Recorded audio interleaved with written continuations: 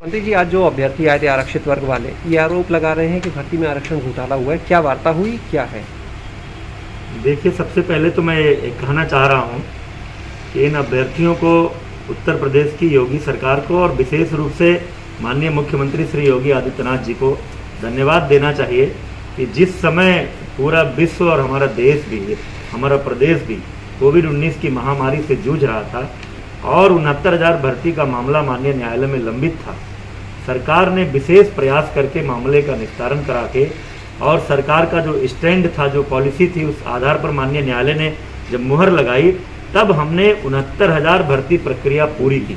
जिसके कारण जो योगी सरकार का मिशन रोजगार चल रहा है, जिसके अंतर्गत पिछले 4 साल में सरकार ने 4 लाख से अधिक नौजवानों को रोजगार दिया है, उसी के अंतर्गत बेसिक शिक्षा विभाग में अकेले 1,27,000 से ज़्यादा नौजवानों को रोजगार मिला और हमारे स्कूलों को शिक्षक मिले। बार बार 69,000 शिक्षक भर्ती से जुड़े हुए लोग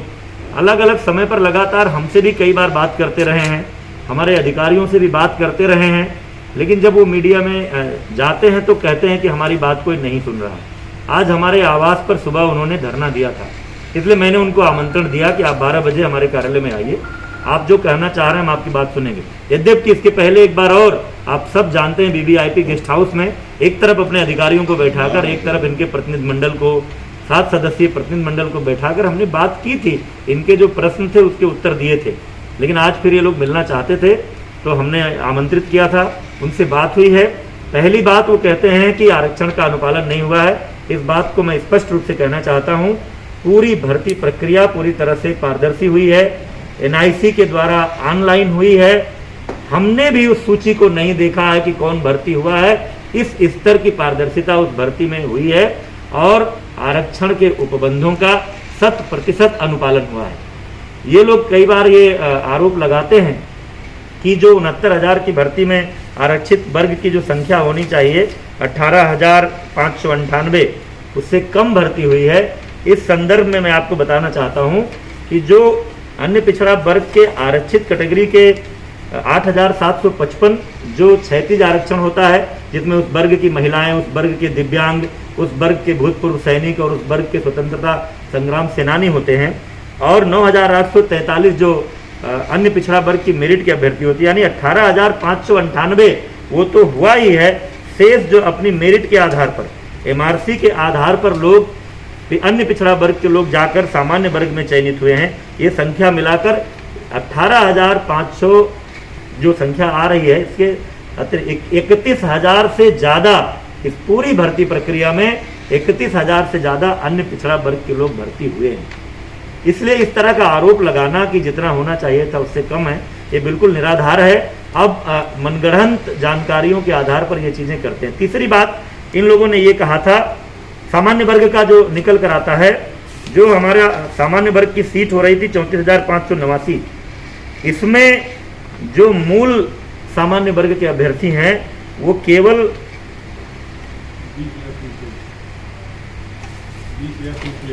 20,301 मूलतः जिनको जनरल कैटेगरी का कहा जाता है, 20,301 का चयन हुआ है। शेष 14,288 पद ये भी OBC और SC के ही अभ्यर्थी हैं जो अपनी मेरिट के आधार पर सामान्य वर्ग में गए हैं। ये स्थिति है। एक और बात, वो कई दिनों से कह रहे हैं कि राष्ट्रीय पिछड़ा वर्ग आयोग ने रिपोर्ट भेजी है, उस रिपोर्ट पर विभाग संज्ञान नहीं ले रहा है। राष्ट्रीय पिछड़ा आयोग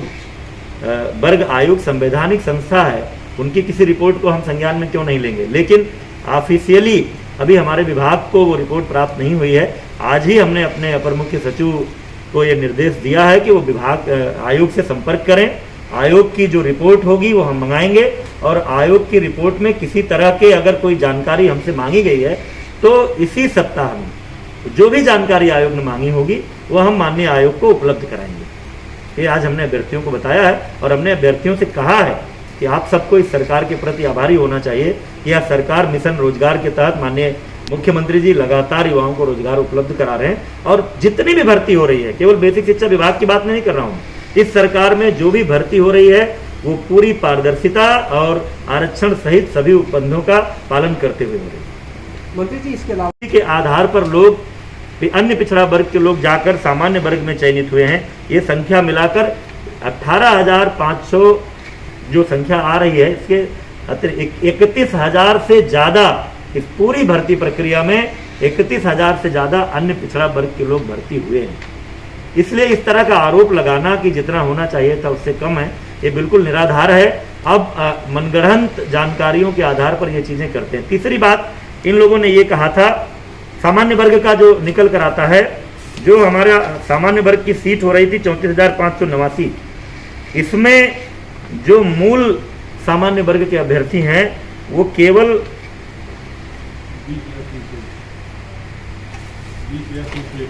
301 मूलतः जिनको जनरल कैटेगरी का कहा जाता है 20,301 का चयन हुआ है। शेष 14,288 पद ये भी ओबीसी और एससी के ही अभ्यर्थी हैं जो अपनी मेरिट के आधार पर सामान्य वर्ग में गए हैं। ये स्थिति है। एक और बात वो कई दिनों से कह रहे हैं कि राष्ट्रीय पिछड़ा वर्ग आयोग ने रिपोर्ट भेजी है, उस रिपोर्ट पर विभाग संज्ञान नहीं ले रहा है। राष्ट्रीय पिछड़ा आयोग